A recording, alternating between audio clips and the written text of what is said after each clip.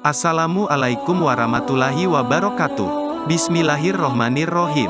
Kisah Imam Abu Hanifah yang membuat seorang laki-laki Kufah Irak bertaubat dari tuduhan sesatnya. Imam Abu Hanifah hidup pada tahun 80 Hijriah dan wafat pada tahun 150 Hijriah, dikenal sebagai ulama ahlul raqi atau ahli logika yang dikaruniai kemampuan berpikir yang sangat cemerlang.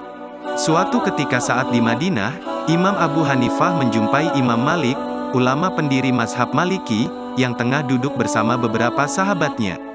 Setelah Abu Hanifah keluar, Imam Malik menoleh kepada mereka dan berkata, "Tahukah kalian siapa dia?" Mereka menjawab, "Tidak."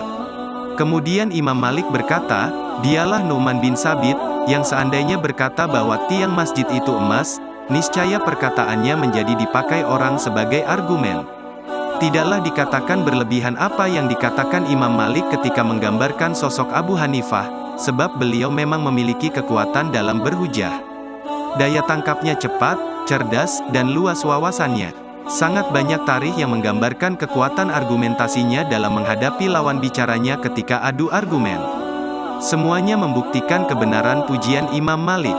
Seandainya dia mengatakan bahwa tanah di tanganmu itu emas, maka engkau akan membenarkannya karena alasannya yang tepat dan mengikuti pernyataannya.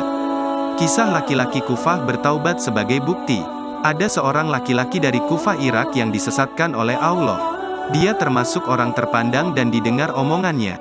Laki-laki itu menuduh di hadapan orang-orang bahwa sahabat Nabi, Utsman bin Affan radhiyallahu anhu asalnya adalah Yahudi, lalu menganut Yahudi lagi setelah Islamnya. Karena mendengar kabar itu, Imam Abu Hanifah bergegas menjumpainya dan berkata, "Aku datang kepadamu untuk meminang putrimu bernama Fulanah untuk sahabatku." Laki-laki itu berkata, "Selamat atas kedatangan Anda. Orang seperti Anda tidak layak ditolak keperluannya wahai Abu Hanifah. Akan tetapi, siapakah peminang itu?" Beliau menjawab, "Seorang yang terkemuka dan terhitung kaya di tengah kaumnya, dermawan dan ringan tangan, hafal kitabullah. Ia menghabiskan malam dengan satu ruku dan sering menangis karena takwa dan takutnya kepada Allah." Laki-laki itu berkata, Wah, cukup wahai Abu Hanifah. Sebagian saja dari yang Anda sebutkan itu sudah cukup baginya untuk meminang seorang putri Amirul Mukminin sekalipun." Abu Hanifah berkata, "Hanya saja ada satu hal yang perlu Anda pertimbangkan."